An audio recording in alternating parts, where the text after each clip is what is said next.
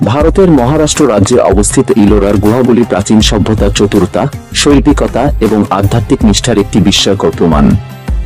ঔরঙ্গাবাদ শহরের কাছে চরণান্দ্রি পাহাড়ে খোদাই করা ইলোরার গুহাগুলি 6 থেকে 10 শতকের খ্রিস্টাব্দের মধ্যে বিস্তৃত হিন্দু, বৌদ্ধ এবং জৈন স্মৃতিস্তম্ভগুলির একটি সুরেলা মিশ্রণের প্রতিনিধিত্ব করে।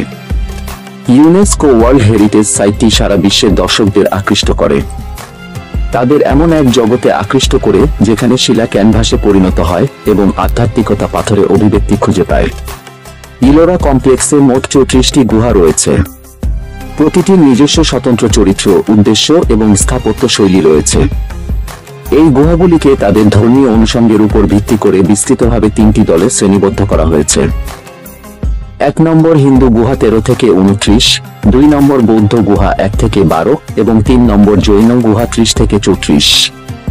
একটি একক সাইটের মধ্যে বিভিন্ন ধর্মীয় ঐতিহ্যের এই অসাধারণ সহাবস্থান ধর্মীয় সহনশীলতা এবং সাংস্কৃতিক সংশ্লেষণকে প্রতিফলিত করে, যা প্রাচীন ভারতকে চিহ্নিত করে। ইলোরার বৌদ্ধ গুহাগুলি 5ম থেকে 7ম শতাব্দীর নির্মাণের প্রথম ধাপের প্রতিনিধিত্ব করে। সবচেয়ে উল্লেখযোগ্য গুহা 10 কাঠের কাঠামোর সাথে সাদৃশ্য থাকার কারণে এটি কার্পেন্টারের গুহা নামে পরিচিত।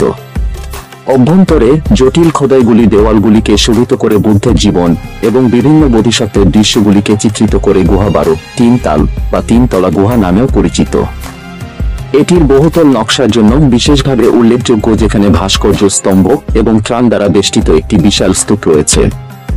ইলোরার হিন্দু গুহাগুলি 7ম থেকে 9ম শতাব্দীর মধ্যে নির্মিত ধ্রুপদী ভারতীয় শিলাকাটা স্থাপত্যের শীর্ষকে দেখায়। গুহা 16 যা কৈলাস মন্দির নামে পরিচিত। এটি বিশ্বের বৃহত্তম এক শিলা কাঠামো, সম্পূর্ণরূপে একটি একক শিলা থেকে খোদাই করা। এই বিশাল মন্দির কমপ্লেক্সটি সনাতন ধর্মাবলম্বীদের মতে ভগবান শিবের উদ্দেশ্যে উৎসর্গীকৃত এবং দেবতার বাসস্থান কৈলাস পর্বতকে প্রতিলিপি করে।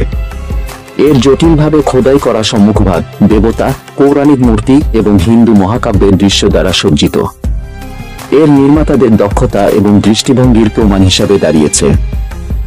ইলোরার জৈন গুহাগুলি 9ম এবং 10ম শতাব্দীর থেকে সরলতা এবং কমনীয়তার দ্বারা চিহ্নিত একটি স্বতন্ত্র স্থাপত্য শৈলী প্রদর্শন করে। গুহা 32 ইন্দ্র সভা অর্থাৎ ইন্দ্রের হল, জৈন তীর্থঙ্কর অর্থাৎ আধ্যাত্মিক নেতা এবং স্বর্গীয় প্রাণীদের চিত্রিত বিস্তৃত খোদাইয়ের জন্য বিখ্যাত। ভাস্কর্য কাজের জটিলতা গুহার নির্মল পরিবেশের সাথে মিলিত। এটিকে শান্ত মনন এবং আধ্যাত্মিক প্রতিফলনের জায়গা করে তোলে।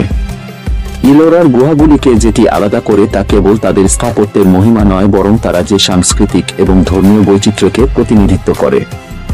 ভারতের সমৃদ্ধ ঐতিহ্য এবং ধর্মীয় বহুত্ববাদের ঐতিহ্যের প্রমাণ হিসাবে দাঁড়িয়ে থাকা ইলোরার গুহাগুলি প্রাচীন সভ্যতার গভীর আধ্যাত্মিক এবং শৈল্পিক সাফল্যে একটি অনুস্মারক হিসাবে কাজ করে। তাদের ঐতিহাসিক এবং সাংস্কৃতিক তাৎপর্যের বাইরে ইলোরার গুহাগুলি স্থাপত্যের ক্ষেত্রেও অপরিসীম গুরুত্ব বহন করে। কঠিন শিলা থেকে এই কাঠামোগুলি খোদাই করার জন্য প্রয়োজনীয় সূক্ষ্ম পরিকল্পনা এবং বাস্তবায়ন তাদের নির্মাতাদের উন্নত প্রকৌশল দক্ষতা প্রদর্শন করে।